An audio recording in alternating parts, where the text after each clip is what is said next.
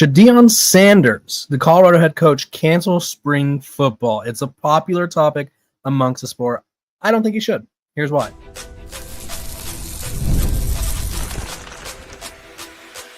You are Locked On Buffs, your daily podcast on the Colorado Buffaloes, part of the Locked On Podcast Network, your team every day. Welcome to Locked On Buffs. I am your host, Kevin Borba. Today's episode is brought to you by our sponsors over at FanDuel. Right now, new FanDuel customers get $150 in bonus bets if your first $5 bet wins. We are also brought to you by the Locked On Podcast Network. It's your team every day for free and available wherever you get your podcast. So make sure to like, subscribe, and follow so you don't miss out on a moment of the coverage. Let's talk about it. Should we cancel spring? Should we cancel spring ball? Should Coach Prime just say, you know what, cancel that spring game? Here's what I think on the situation. Well, if you're a little confused what I'm talking about, Matt Rule came out a couple weeks ago or last week and said, you know what, spring game, don't know if it's really beneficial for us, right? The season could be longer if you make it to the playoff. And with the spring portal window opening around that time, it sort of serves as a, we'll call it how it is, right? When Deion Sanders, we'll just flash back to this. Deion Sanders takes the job at Colorado, and obviously he says to these other guys, or to the original roster, the 1-11 roster, goes, hey, I want all of you guys to transfer. I want all of you guys to leave. That being said, if you want to stick around and use the spring game as a sort of opportunity to get some film out there, go for it, right? So we had Montana Lamonius Craig get out there and ball out and then end up at Arizona, right? He was sort of the biggest deal from that game. And people use the spring game differently. And so Matt Rule's fear is, and there's multiple fears, and I'll go over each of them, is that he's going to have guys sort of ball out in the spring game because the spring game is sort of an opportunity for starters to get reps, but it's also an opportunity for younger guys to get reps. So if a younger guy who's not going to play a lot or not going to start, if he's going to ball out in the spring game, well, maybe someone comes knocking, slides into his DMs like it's EA Sports College Football 25 and says, hey, you up? Maybe you should enter that spring portal. Come over here. We'll give you a nice little NIL package, and we'll promise you some playing time, right? So there's that fear. Then, like I mentioned earlier, there's the fear of the season being longer, right? If you make it to the championship, right, and say you play in a conference, so you play your conference title, you win that's 13 games. Depending on how the playoff format goes, you could play anywhere from 16 to 17 games on the year, which is obviously significantly longer than the previous 14 to 15. And you're saying it's just 1 to 2 games, or you might be thinking that it's not just 1 to 2 games, right? That's another week of prep. That's more practices. That's guys not being able to heal or get rest up as much as they need to. And so there's also concern that having a spring game, which is basically a glorified scrimmage, if you will, is going to make it harder on these guys' bodies, right? Because at the end of the day, one, you want these guys to go on to have great NFL careers, but more importantly, you want them to win games while they're here, right? You want them to perform while they're here. Coaches care about their players making it to the NFL, but they don't want their players being damaged while they're in town. And so should Deion Sanders cancel Colorado spring game? I don't think he should. And here's what I think he should do. One, I don't think any team should cancel the spring game. That being said, I think every team should modify their spring game, right? I think every team should go into their spring game going, okay, this isn't for the fans, right? We are going to, I'll give you guys an example of a spring game I was at. I've been to Colorado spring game. I went to the first one, and then I've been to other spring games. The one that I really liked the format was Stanford's. Stanford, I go to their spring game, and they do for, I think it was like 2 hours total. I could be wrong on the time, but we'll say for the sake of argument, it was 2 hours. And for the first hour and a half, it was positional drills. So it was like quarterbacks working with quarterbacks, defensive linemen doing defensive line drills, all that jazz, right? Then they would do some one-on-one stuff, right? So it was wide receiver versus defensive back. Then they did some 7-on-7 stuff, two-hand touch. And then they did basically, it was situational football. So it was like, okay, we're in the red zone. We're trying to score full contact, but obviously you're not trying to kill your teammate. I think everyone should adopt something like that. So that way your guys are still getting a valuable experience, but I don't really know how much you could take from a little situational practice as much as like you could for a spring game, right? Like Montana Lamonius Craig, when he popped off, it was because Colorado was airing that thing out, right? Shador Sanders was hucking the ball downfield to him. right? I think he had his spring game stats were just ridiculous. I'm going to pull those up right now. His spring game stats were sort of like everyone was like, "Oh my gosh, he should stay, right? He should stay in Colorado. He's one of the good players from this team." And that just wasn't the case, obviously, for the Buffs, because obviously he transferred, and there was a possibility. There was a possibility that he would sort of return, but it didn't end up being the case. This were his stats, excuse me. And honestly, I was mesmerized watching it. He was 6'2", 2 touchdown catches. One of them was a 98-yard pass, finished with 154 yards. I think he had 3 catches total on the day. So he was just absolutely shredding the defense with Shedeur Sanders. And so obviously teams were coming knocking for him.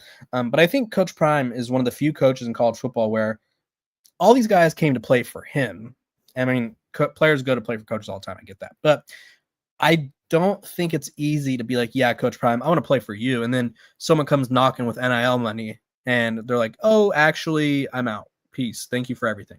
Right. A lot of these guys that Coach Prime's bringing in, because I mean, he brings in a top 25 transfer portal class, right? Every year. That's what he does.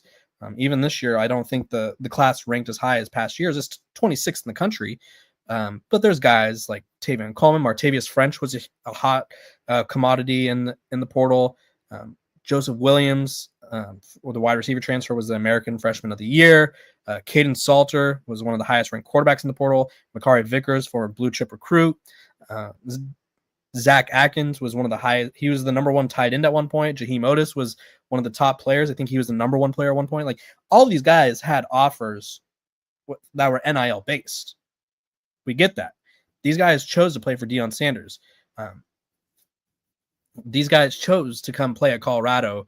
And I think they know, like, hey, there's teams who are going to offer me more, but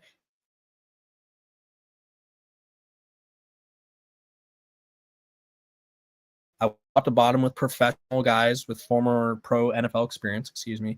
And I want to play at a program that's going to get a ton of attention, right? I think in this modern era of college football, we live in a society.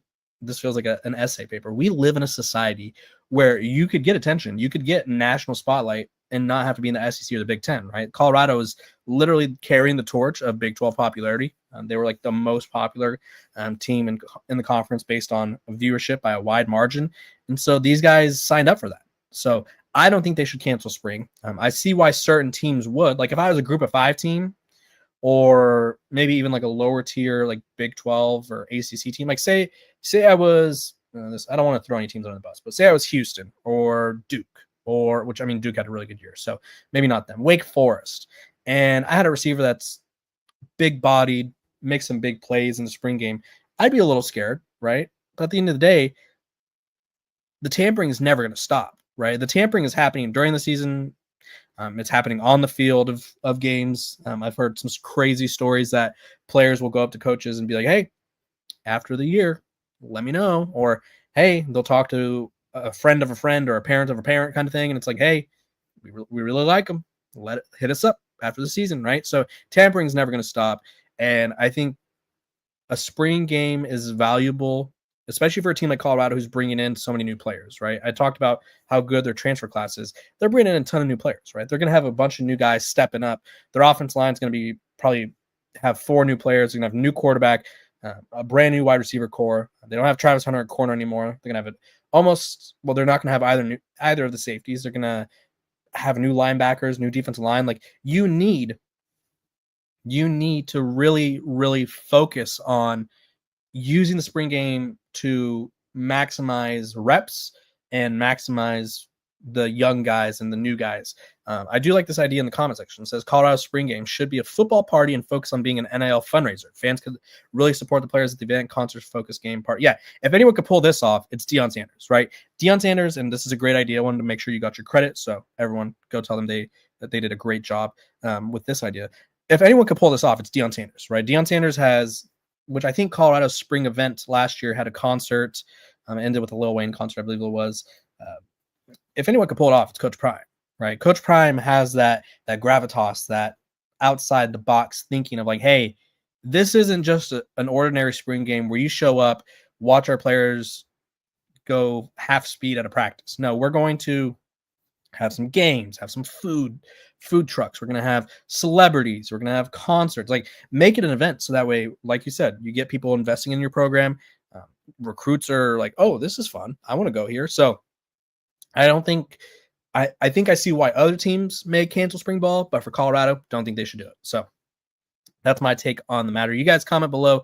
Should Colorado, Coach Prime, do without spring game, or should they let it ride out and sort of see what happens? Because I think there's a lot of programs, like I know Texas is one of them. I know Nebraska is one of them, that are considering changing or canceling their spring game. We'll just have to wait and see what ends up happening. But when we come back, I'm going to be talking about the latest NFL mock draft that I found the most interesting because, of course, there's Colorado guys littered throughout, excuse me.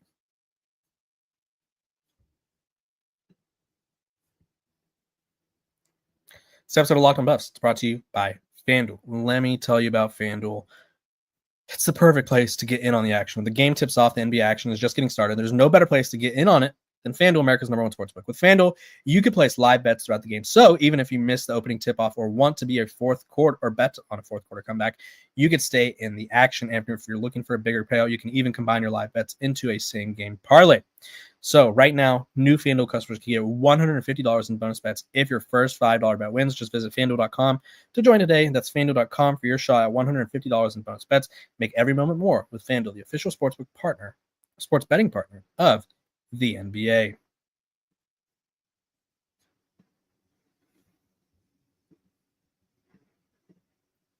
It is NFL mock draft season. It's almost NFL draft season, but right now it's mock draft season. And I think we're seeing a lot of different variations, right? We're seeing a lot of people, and this happens every draft season, if you will, right? There's three kinds of drafts. There's the draft where this is what insiders think will happen. There's the draft where insiders get some legitimate information and they kind of sprinkle some things in there. And then there's some drafts where it's like, hey, I'm making 35 mock drafts this year, so I'm going to go absolutely ballistic and crazy on this one, right? There's all kinds of drafts. I personally try to stay away from those where it's like, you never know. Jackson Dart, #1 overall pick. Like, Jackson Dart, really nice player. Does he sneak into the first round? Probably. This quarterback class, very weak compared to last year. Last year's class, 6 guys go in the first round. This year's class, I'd be surprised if more than 2 go. Like I said, Jackson Dart could sneak in, but I'd be kind of shocked. So the guys over at PFF released a mock draft, and I thought it was pretty interesting. So I'm going to run through it because obviously Colorado is littered without. #1 pick, Travis Hunter, Colorado. I disagree with this, and this is why I brought this up. Do the Tennessee Titans, did they say they want a generational talent? Yes. Is Travis Hunter a generational talent? Yes. Is corner or receiver a position that you take with the #1 overall pick? No. So find the Titans. I trade back to 3, maybe 4, depending on what other people are going to do. And I get more draft capital, and I take Travis Hunter anyway. Right? Travis Hunter is #1 pick talent worthy. He is #1 pick worthy. The only problem, his biggest downfall, is he's not a quarterback, right? This is how you build teams in the NFL. Offensive line, pass rushers, quarterbacks. Everything else is complementary. You do not get a complementary position and build around that, right? The Minnesota Vikings are not building around Justin Jefferson. They have talented players around on this team, right? But the team is not centered around Justin Jefferson. They need an offense. They need a quarterback who can manage a hell out of a game. Sam Darnold this past year, or J.J. McCarthy next year. Same thing with the Philadelphia Eagles. They have Devontae Smith, A.J. Brown. Team's not built around them. It's built around Saquon Barkley, Jalen Hurts. It's built around that offense line being powerful and that defense line being electric. Who's another elite receiver, right? Tyreek Hill goes to the Dolphins, right? They don't build around him, right? You don't build around a receiver or corner. You build around quarterback, offense lineman, which I don't really know if you build around offense lineman, but you build with them. And I just feel like the Tennessee Titans can still get Travis and possibly more draft capital, which is what I would advise. Second pick, which I'm starting to notice this a lot more. People are having the Browns not go with quarterback. They're just like, you know what? They got to ride out the Deshaun Watson thing. If I was the Browns, I would want to get out of the Deshaun Watson business. I probably would have got out of the Deshaun Watson business a year or so ago, whenever what was happening, right? I think he's been nothing but a complete disaster, and I think he is cooked. I think he is cooked as a player, possibly a person, and I just don't think that the Browns. I understood why they took the shot on him as a player, but obviously it has not worked out. But PFF has them going Abdul Carter, which is a Myles Garrett replacement, or I guess if you keep Myles Garrett, a Myles Garrett running mate. Excuse me, I was going to say companion. Third overall, Shedeur Sanders to the New York Giants. Now, there's a lot of debate. Shedeur, Cam Ward, it's kind of 1A, 1B. I think everyone in draft circles has sort of come to the consensus that neither of these guys would probably go in the first round last year. But hey, it's not last year, it's this year. And so I don't really know what to make of this. I prefer Shedeur. I think he's a really smart quarterback. I think he's really accurate. Completed 74% of his passes, which I think is 6th all time in a season in college football. And I think, and this isn't, it's not always about this, but he's more marketable, right? You have the son of Deion Sanders or Cam Ward. Now, Cam Ward, he's got the arm talent. He's flashy. I think he has a better arm. That being said, I think more people are going to want Shedeur Sanders jerseys than Cam Ward jerseys, right? Like, if you go to a frat, this is how you tell, in a way, who's popular. You go to a frat party at a college, and you just look around and you see jerseys, right?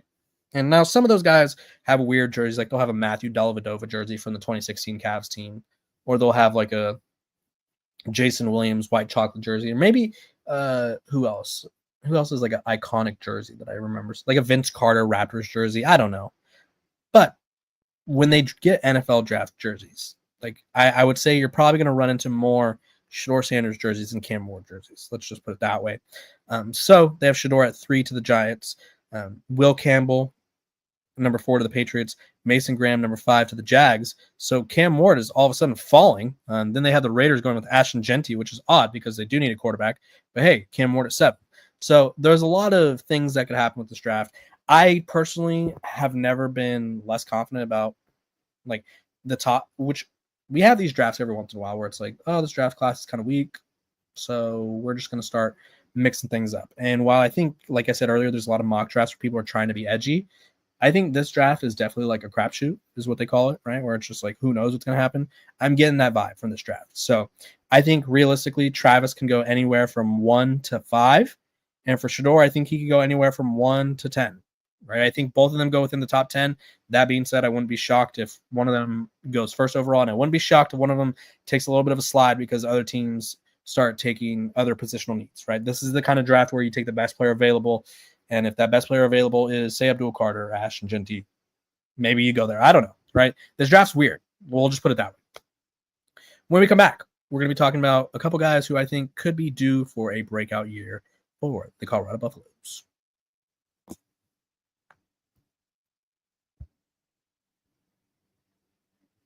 Welcome back to Locked on Buffs. Appreciate you guys for tuning in every single day, making me your first listen of the day. We are free and available wherever you get your podcasts. Make sure to like, subscribe, and follow so you don't miss out on a moment of the coverage. Let's dive in. I've done this a couple times already, but I think I was a little too positional specific. I want specific guys who I think will break out. I wanted to give you guys specific guys who I think will break out for Colorado. And I'm going to go a little obscure, right? I think I'm going to go with 2 guys that I had on the show, and then 2 guys that I think will just simply be Colorado's best players that maybe no one's expecting. First guy, Zach Atkins, tight end, right? They get him from one of a D2 school. He was a guy that I think a lot of people were not familiar with because he goes to Northwest Missouri State, and he enters the portal, and all of a sudden he's the number 1 overall tight end, had 18 FBS offers. Not the craziest numbers, but Colorado needs a tight end. They need a tight end who could block. They need a tight end who could catch. Last year, they had neither of those things, right? The tight end, and even when they did use tight ends, the offense was a little bit better. So I think with a better tight end and an offense that should be catered to, it'll look different. I don't know how it's going to look different, but it'll look different. So quarterback may need a security blanket, and Zach Atkins could be just that. Plus, I want to see how he does in the run game. So I think he's due for a breakout year because I think Colorado's going to use a tight end now more than they ever have before under Coach Prime, under Pat Shermer. Second guy, Taufik Bayard. You lose Shiloh, you lose Cameron Simon-Craig. You have Carter Stottmeyer back there. You have Savion Riley, both guys who played a lot. I think Taufik Bayard, experienced. I loved his mentality. I love talking to him. You guys should go check those episodes out. They're probably last month or the month before. Just great time talking with both of those guys. But Taufik just sort of had like this. He wants to be a leader, right? He wants to be a great player. He wants to be a leader. And I think those are the kind of guys that help teams succeed. So, and he's also proven, right? He's very experienced, and you need experience in a secondary it's kind of like half and half, right? You're gonna have Preston Hodge, DJ McKinney, and then it's like newish guys. So those two guys. Then fourth breakout guy, Joseph Williams. Big year at Tulsa last year. I think he had over 500 receiving yards. I think it's one of those things where you look at the team that he was on, you go, it's just Tulsa. But you have to look at the production that he was putting up with the quarterbacks that he's putting up, or with the quarterbacks that he's playing with. So he had 30 catches for 588 yards and 5 tutties as a true freshman, 19.6 yards per catch. His quarterbacks, their best quarterback on the year, threw for 1,500 yards and completed 58% of his passes. So shout out to Kirk Francis, also a freshman, Tulsa native. But Joseph Williams, I mean, Colorado's wide receiver room is wide open. He's 6'2", and they need playmakers, right? They have Draylon, they have Omarion, but they need someone to be the main guy. And I think that'll be Joseph Williams. And then lastly, and I think he's maybe my favorite transfer portal addition is Martavius French from UTSA, right? I think there's a lot of questions for me specifically. How do you replace Nikhai Hill-Green? I think he was just a revelation for this team. I don't know how else to put it. Losing him, I know that Colorado fans were like, we were expecting to lose him to the NFL draft. Yeah, I get that, but he's back in college football, so definitely would have loved to have him, right? You don't, just because you expect, say you expect your girlfriend to break up with you. If you loved her, do you want your girlfriend to break up with you? No. So Martavius French led the team in tackles for UTSA, 80 total tackles, 1 sack, and he's just a tackle machine. And I think that's what Colorado needs. He's an experienced guy. 61 tackles the year before, 1.5 sacks. They need someone who could help slow down the run. They need someone who could help out in coverage, and I think he could be that guy. So those are the guys that I think will break out this next season. Comment below who you think could break out. Appreciate you guys for tuning in every single day, making me your first listen of the day. Free and available wherever you get your podcast. Thank you guys for tuning in. This has been another episode of Locked On Buffs.